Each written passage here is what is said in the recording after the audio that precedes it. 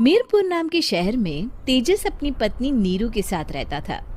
पति पत्नी दोनों ही नौकरी करते थे। एक दिन तेजस गांव अपनी माँ के पास फोन करता है। हेलो, प्रणाम माँ। जीते रहो माँ, तुम दादी बनने वाली हो हैं? अरे वाह, ठीक है बेटा, मैं कल ही आती हूँ। जब माँ जी शहर पहुंची तो बेटे बहू ने बहुत अच्छे से स्वागत किया। लीजिए माँ जी, चाय। अरे गर्मा गर्म पकोड़े ले आओ माँ के लिए।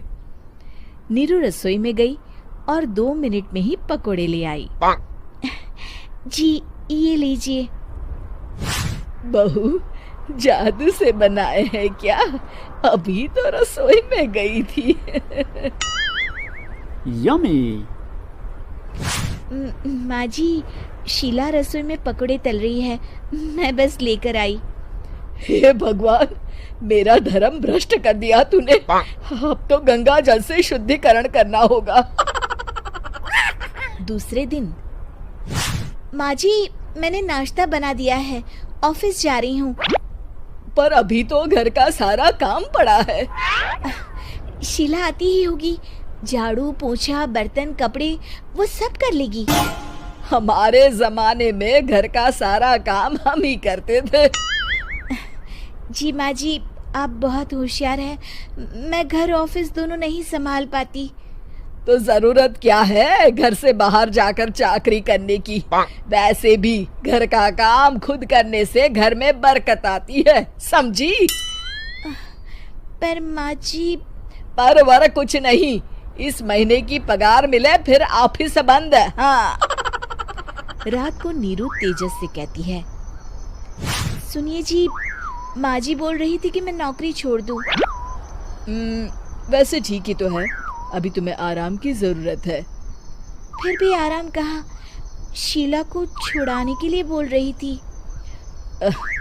तो अब 24 घंटे में इतना काम तो कर ही सकती हो।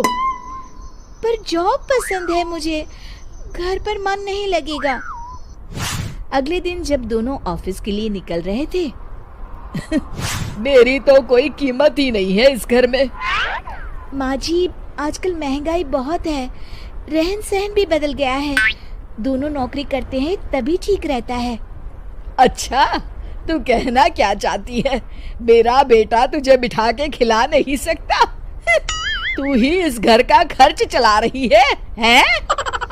नहीं माँ जी, मेरा वो मतलब नहीं था। मतलब खूब समझती हूँ, ये बाल धूप में सफेद नहीं किए मैंने। हाँ। अब तो ये रोज का काम हो गया था। तेजस भी रोज की झिकझिक से परेशान हो गया था। एक दिन उसने कहा, नीरू, वैसे भी तुम्हें मैटरनिटी लीव मिलने वाली है, तो अभी से ही छुट्टी ले लो। पर क्या, मेरी सैलरी अच्छी खासी है। आखिर नीरू ने रिजाइन कर दिया। जब बच्चा हुआ तो घर में सब बहुत खुश हुए। कुछ दिनों बाद तेजस फाइल देख रहा था।